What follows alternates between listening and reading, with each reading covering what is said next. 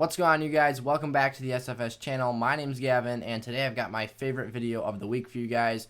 It's my fantasy football stock market watch, if you will, where I've got my buy low and sell high candidates for fantasy football action in week 10. I'm going to be going over players I think you guys should be going out and targeting that can help win you guys your championships down the stretch here, as well as guys who I see their value falling, and you should move off of them before it's too late and it costs you a shot at winning the title. Before I get into today's episode, make sure each and every single one of you guys has gone down and hit the subscribe button to my channel. It really helps me out, and if I reach my goal of getting to 1,000 subscribers by the start of the new year, I'm going to give away 10 draft guides for the 2021 fantasy season, absolutely free, just for all the support you guys have given me here on the channel the last few months. I really appreciate each and every single one of you guys that stops by here on the SFS channel, so keep up the support, and good things are coming your way for free. So without further ado, let's hit the intro and let's get into the trade talk.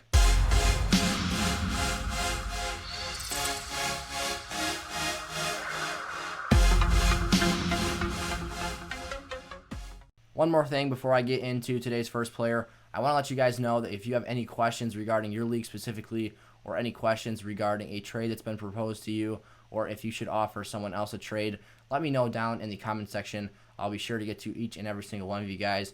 I'll answer any questions you guys have about fantasy football, and I'm happy to help. So let me know if you've got any questions. I'll get you guys covered. With that being said, my first player here on the buy low list for week 10 as the trade season winds down in fantasy football for 2020 is Lamar Jackson, the Baltimore Ravens starting quarterback, and probably one of the top 2 drafted quarterbacks in your leagues. It's no secret you guys are picking Lamar Jackson and Pat Mahomes at the top of your guys' leagues in terms of quarterbacks being taken off the board, and Lamar Jackson has not returned the value that Pat Mahomes has so far this season. We were expecting a steady decrease in production from that MVP season we saw last year, but the drop-off has been much more significant than we expected. Lamar Jackson right now isn't even a quarterback 1 in fantasy football. He is the quarterback 13, which puts him as a high-end QB2, but not even one of the top starting QBs that you guys can have in your lineup, and that's for a guy who's played every single game this season. Right now, I want to make one thing clear for all you guys, especially Lamar Jackson owners. Do not panic on him. He is going to be just fine down the stretch when it counts. When these games get really big for your fantasy leagues, Lamar Jackson is going to deliver for your lineups, and here is why. Lamar Jackson's play this season can be drawn directly to the fact that he has had a brutal opposing schedule in terms of defenses that he's been matched up against this year. And last week, that was certainly the case against the Colts, the number 1 ranked defense in the league right now. Those guys are stout all over the field, and they are very sound. They kept Lamar Jackson in check last week, and they kept that Ravens offense honest. That Colts defense, like I said, very sound. They don't let up big plays, and they are going to make you beat them by sustaining long, gritty drives. So there wasn't very many opportunities for Baltimore to score points, and offensively, I think they only had 13 or 14 points on that end of the football. Obviously, they scored a 90-some-yard return on a touchdown off a fumble from Jonathan Taylor that I believe was brought back by Marcus Peters. So, Lamar Jackson, he's going to trend up from here. Next week, he's got the Pats, who are always a threat to shut down an opposing offense's best player. They've got the Titans after that, who had a very impressive performance against Chicago last week, although their offense is very poor as well. And then he's got Pittsburgh on the schedule one more time during the fantasy season. But after that, things open up wildly for Lamar Jackson going forward this season. Lamar, the rest of the way, has opposing matchups like Dallas, Cleveland, Jacksonville, and New York in the championship game. He has so much opportunity to win 5 games in a row for your teams when the games count the most. And like I said, he's got New York in the fantasy championships. So Lamar and those Ravens are definitely still going to be playing all their guys when the season comes down to the wire here, because they are competing heavily with the Steelers right now for the top spot in the AFC North, and they want that bye week or any type of division championship that they can get their hands on. So it's not going to be like last year where Lamar's resting in the fantasy playoffs. I believe if you guys had week 17 championships last year, you were probably disappointed to see Lamar on the bench. But I think Lamar Jackson has a really high ceiling the rest of this season. I think he's going to get back on track, and when these matchups start opening up, he's definitely a guy to watch out for because he's going to win fantasy leagues. I'm going to go kind of quickly here through Miles Sanders because I went over him deeply in my video yesterday about my top 5 running backs to buy for the rest of the season. Miles Sanders has a great rest of season schedule. He's got some really, really favorable matchups, and he's had some really tough ones to start out this season. along with some injuries. He's missed 4 total games. If you combine the 3 games he missed with injuries, one was a hamstring injury and the other was a knee.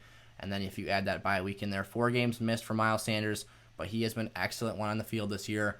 2 games against 2 very strong opposing defensive fronts of 70-plus yard carries. Miles Sanders is a guy who's involved in both the rushing and receiving aspects of the game. He can be trusted as a top 6 RB play moving forward the rest of the year. Those injuries and missed games are going to lower Miles Sanders' price, and he's going to give you some opportunities to go buy low for him right now. He's an excellent pickup. I really like Miles Sanders this year. I've been high on him since the draft, and I think that he's going to end up putting out those numbers I was expecting from him this season towards the end here. So Miles Sanders, go pick him up if you got the chance. I think he's that RB1 savior that some teams are looking for going into the playoffs. Joe Mixon is another guy that I talked about a lot in yesterday's top 5 running backs to buy for the rest of the season video. You guys should go check that out if you're looking for some RB help. But Joe Mixon, another guy I love the rest of the season here. He has gotten an extreme amount of workload in that Zach Taylor offense in year 2 here in Cincinnati on that scheme. Joe Mixon hasn't had a game this season posting under 19 total touches, which is a very, very solid number to be at.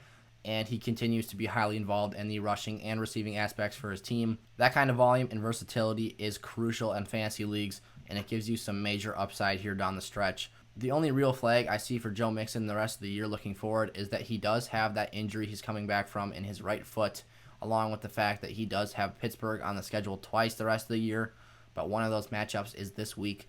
So if Joe Mixon sits on the bench again and is sidelined with that injury, it honestly might be a plus because you guys might be able to buy even lower for Joe Mixon and have an even greater shot of getting him on your team the rest of the way.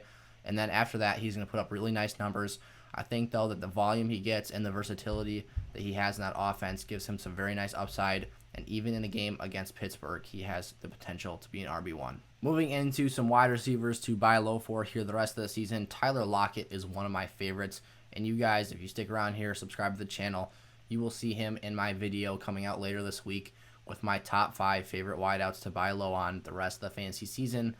Tyler Lockett has been very quiet since that game where he had 45.5 fantasy points against the Cardinals, 15 catches, 200 yards, and 3 touchdowns for him that night. But since then, only 8 total catches for 73 yards, a 5-point outing, and a 6-point performance this past week for Lockett. Throughout his entire career, Lockett has been criminally underrated, and guys have failed to give him the respect he deserves, not only in fantasy, but in terms of the NFL as well. When people talk about the best wide receivers in the game, rarely does Tyler Lockett's name ever come up in that discussion, but Tyler Lockett is definitely a guy who deserves to be involved in there somewhere. I'm not saying he's the best guy, but he is certainly a top 15 NFL wide receiver, both talent-wise and fantasy football-wise. I think he's a wide receiver 1 the rest of the season, so a top 12 guy there. But Tyler Lockett can do deep routes. He can do intermediate crossing routes. This guy is a red zone threat despite his small stature. And with Russell Wilson, he has an elite connection. Those guys have been together their entire careers and is a very special thing to watch there. So Tyler Lockett, a guy you guys need to go out and buy low for right now. Really soon here, I expect DK Metcalf to be double covered on every play, have safety help over the top. Those guys are going to be trying to stop him at all costs, and that's going to leave Tyler Lockett in one-on-one coverage. And when that happens, he is just going to feed off the defense. He is going to eat up big fantasy numbers, and you guys want to be the beneficiaries of that. So go get Tyler Lockett. He is in store for some big games here down the stretch. Russell Wilson is going to have to keep throwing the ball down the field. That defense is still not any better than it was. After that defense got some players back and went out and traded for a pass rusher, they still allowed 44 points the next game to Josh Allen's Bills. So Seattle's going to keep slinging the rock down the field. Tyler Lockett's going to benefit from that, and you guys need to go out and take advantage of people panicking on him. He's a guy who's going to be a real asset down the stretch here and needs to be on all of your guys' teams if you have the chance. Moving into my next guy here, Justin Jefferson, the Minnesota Vikings wide receiver, is another buy low candidate for me. And just a few weeks ago, this guy was on my sell high list, and I was called crazy by a lot of you guys. I had guys saying there was no way that they were going to sell Justin Jefferson because he's going to keep putting up these elite numbers all season long, and that the Vikings were just going to throw it to him 10 to 12 times a game, and he was just going to be this unheard of wide receiver 1 that was just dominant. And I said pump the brakes a little bit because Justin Jefferson is a rookie wide receiver. Historically, rookie wideouts struggle with consistency, and they're not always the most dependable options. But Justin Jefferson, I will admit, He is a very high-class wide receiver as a rookie, and this guy is a very elite talent. He does have the ability to produce on a week-to-week basis, but what's holding him back right now is the Vikings offense, and that's because it's a run-first football team, and they want to feed Dalvin Cook the ball as many times as they can, and if the opposing team lets them, they're going to run Cook 30 times a game. The last 2 weeks, Justin Jefferson's been a little quiet, and that's because the Green Bay Packers, my favorite team, and the Detroit Lions have absolutely awful, garbage run defenses. And so Dalvin Cook had 2 field days in a row. I predicted him to be my running back 1 overall in fantasy 2 weeks in a row, and that came true both times. Dalvin Cook ran wild on both of those teams. So Kirk Cousins literally didn't have to throw the ball. Defenses are making it really easy for the Vikings to run the ball all over him. And when that happens, Justin Jefferson sees a dip in his production, but that is not going to be the case going forward the rest of the year. Minnesota's got some legit run defenses coming up here the rest of the season and some very high-quality football teams on that schedule, including Tampa Bay, who has been locked down against the run all year. So in games when Kirk Cousins gets behind and games when Kirk Cousins doesn't have an open box and can run it wherever they please, he's going to have to throw the ball. He's going to have some turnovers, but he's going to be airing it out, trying to catch up and score points. So Justin Jefferson here down the stretch is going to be productive again. His volume and his increase in productivity is going to win you guys some games. And I think Justin Jefferson, if you can go get him right now, it's the perfect time to do so. If you moved off him before, good job to you guys. You probably got some great value in return. But now it's time to go buy him again and have Justin Jefferson for the playoff run. DJ Moore is a guy that a lot of you guys that are subbed to the channel here I know have on your fantasy teams, because last week when I was doing some lineup advice for you guys, a lot of you had DJ Moore as an option to start last week, and I advised most of you guys to sit him down on your bench because I expected a dud performance out of him in Week 9, and that's exactly what happened. I watched a bit of that game. Kansas City locked up DJ Moore for the most part and didn't allow him to get any space off the line of scrimmage. They were playing press-up man coverage and just walling him, and he wasn't getting anywhere. So DJ Moore, he's had some really great fantasy games this year against favorable matchups like New Orleans. He went crazy. And then we had games like last week where he struggled a bit and been very quiet throughout the entire game. But going forward here, DJ Moore has some advantageous matchups. He's got a lightened up schedule here down the stretch. And he's a guy who's had some quiet games in a row. I think you guys have an opportunity to go buy low for him right now. He is a wide receiver 2 and a high level one at that.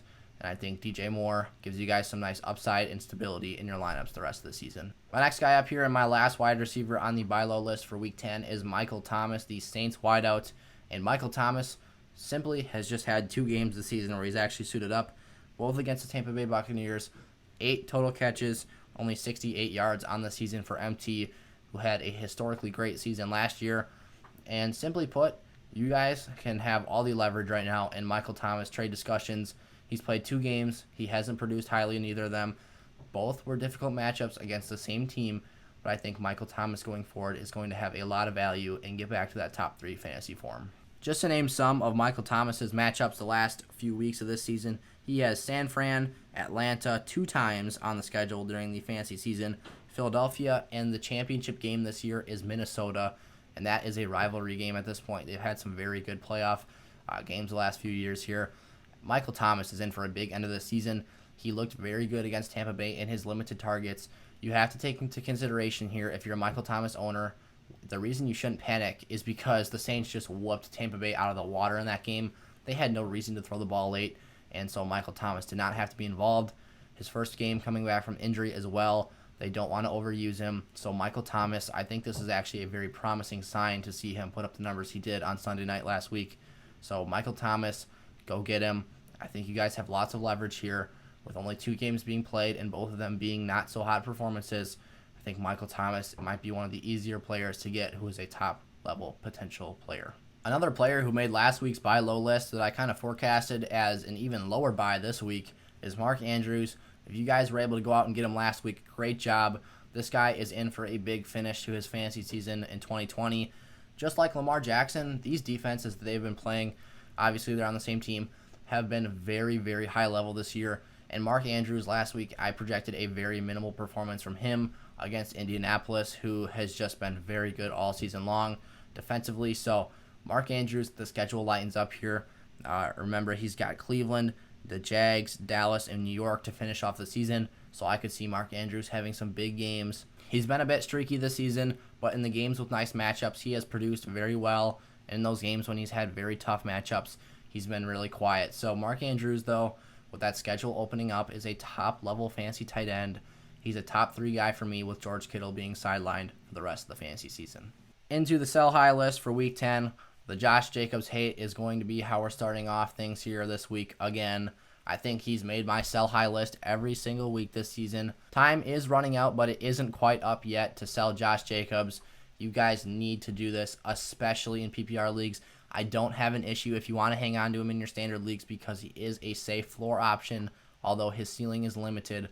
But in PPR leagues, please sell this guy. He's had 4 catches in his last 3 games, I'm pretty sure. That's just not cutting it. Josh Jacobs needs a higher receiving volume in that offense to be fantasy relevant at a high level going into the postseason. And he's a lot of your guys' RB1s right now. So if you guys can package him up in a wide receiver 2 and go get a guy like Aaron Jones, who I think is a buy low player right now, a guy that I want to buy the rest of the season, you got to do it. I mean, Josh Jacobs, he's a great player. He's a great talent. But in terms of fantasy, the ceiling you want out of him is just not there. We saw his game last week, 31 carries, 128 yards. That's great on the football field for real NFL football. But in terms of fantasy, that's just not getting it done. 12 points out of your RB1 is not the type of upside you're looking for in PPR leagues because he was held catchless in that game. And that's mainly due to the Raiders scheme. That's just not what they want to do with Josh Jacobs. They want to pound the football with him, and they're not looking to throw him passes. And that's fine. I mean, you can win games doing that. But in terms of fantasy football, Josh Jacobs, we would like to see a higher receiving ceiling out of him. So Josh Jacobs is a guy I'm selling on the rest of this year. Todd Gurley is my next guy up here on the sell high list, and he's been a guy who's been here almost all season as well, just like Jacobs. Todd Gurley has outperformed probably everyone's expectations coming into this season, especially during the draft. Todd Gurley was a guy lots of people were saying to fade, but he's been a touchdown monster and a very productive player despite all the issues and things that people had written up for him. But Todd Gurley, the rest of the season, the matchups are brutal, and he's going to be a touchdown-dependent, low-end RB1 for you guys. There's a lot more players out there with higher potential and upside to go with, so I think that's why you need to sell Gurley here. Last week against Denver, only 2.7 yards per carry in Week 9. Like I said, he got a touchdown, so he had 12 points and half PPR scoring, but he is going to be touchdown-dependent. He needs a score. He's got Tampa Bay twice on the schedule. He just faces some really good run defenses here, and New Orleans twice, I believe. So Todd Gurley in that Atlanta offense has it cut out for them, especially in the run game. He's a guy I would look to sell in all formats. Clyde Edwards-Helaire, CEH here, is another guy who should be considered on my universal sell high list. He's a guy who, ever since they brought in Le'Veon Bell, I've been smashing the panic button on. They just don't give him the ball enough times anymore. And the game where CEH only gets his 8 carries and has no touchdowns is going to be the game when he puts up 3 points and ruins someone's fantasy week. I mean, Clyde Edwards-Helaire, 8 total touches against the Carolina Panthers, who on paper were a great matchup for him this week. I think they're like 29th against the run or something. And sure, 8 for 34 is somewhat efficient, but the 8 carries part is not so great. Even if you're an efficient runner, only 8 touches is not so great to get it done. And he scored a touchdown, so his value is saved. You can still find a market for him to trade him, but he is not a guy looking forward the rest of the season that you can depend on because he's not going to score a touchdown in every single one of the rest of his games. Melvin Gordon, another guy I've been talking about selling high for a while now. He's been just significantly decreasing in his touch count the last couple weeks here. Ever since his little, I think it was a drunk driving incident, Melvin Gordon has been getting the ball less and less. He's been less worked into that Broncos offense. And even this week, when they were facing a large deficit against the Falcons and needed to throw the football, I expected him to be more highly involved in the screen game and in that passing game in general. And he just wasn't. Only 1.5 points for Melvin Gordon in fantasy this week, and he just didn't get the ball at all. So a guy obviously to panic on. His market is not going to be large. You're probably not going to get much in return for him. And it really sucks because Melvin Gordon was a guy who had 5 total touchdowns coming into this week's game. I think he's slowly going to get phased out of that offense little by little, and we're going to see even more of Phillip Lindsay a little bit more and more here. So that backfield is definitely going to become a little bit more split, and I think that due to his 2-fumble performance against Kansas City a couple weeks ago, that's one of the reasons we're seeing him see a dip in touches as well as his off-the-field incident as well. Jonathan Taylor here, another guy. Sell him high while you still have the chance. I mean, Jonathan Taylor, this looks like he's slowly losing that backfield in Indianapolis. 2 straight weeks in a row, JT has been outtouched by Jordan Wilkins. Last week against Detroit, it was a matter of he just wasn't getting it done on the ground. Detroit's run stop was not known to be anything spectacular, and Jonathan Taylor was literally getting like less than 2 yards per carry. It was terrible. Jordan Wilkins comes in. I think he had like 20 rushes, over 100 yards, and a score. So Jonathan Taylor looked bad there. And then this week, he fumbled in a big spot of the game against Baltimore, and it was returned to the house by the other team for a touchdown. Little by little, I think Jonathan Taylor is losing that backfield in Indianapolis. I think the Colts are looking to go with the more dependable back, and right now that's Jordan Wilkins. So JT, sell him while you have the chance. I think his value the rest of the season is going to plummet. My last guy up here on the sell high list is James Conner, the Steelers running back, and this is simply just a schedule thing for me. The matchups he has down the stretch are very unfavorable, and I think present some very difficult fantasy scenarios for you guys. Obviously, last week he struggled a bit against Dallas, but that was more of a factor because the Steelers were trailing for most of that game because they were caught off guard and had to orchestrate a comeback against Dallas last week. So James Conner, though, all season has been dependable. He's been getting the volume and touches in the rushing and receiving aspects of the game that you love to see out of your RB1. But Washington, Baltimore, Buffalo, and Indianapolis in the championship game, those are 4 very tough opponents for James Conner and not games where he has very much upside. So I would look to move off Conner if you have the chance. Package James Conner up with a wide receiver 2 and look to go get one of those top running backs in your leagues, and you guys should be well on your way to making a run in the playoffs. Those were my buy low and sell high candidates for Week 10 NFL action. If you guys enjoyed today's video, make sure to like, comment, and subscribe to the channel for more fantasy football analysis. I appreciate each and every single one of you guys that contributes to this channel or supports me in whatever way that looks like.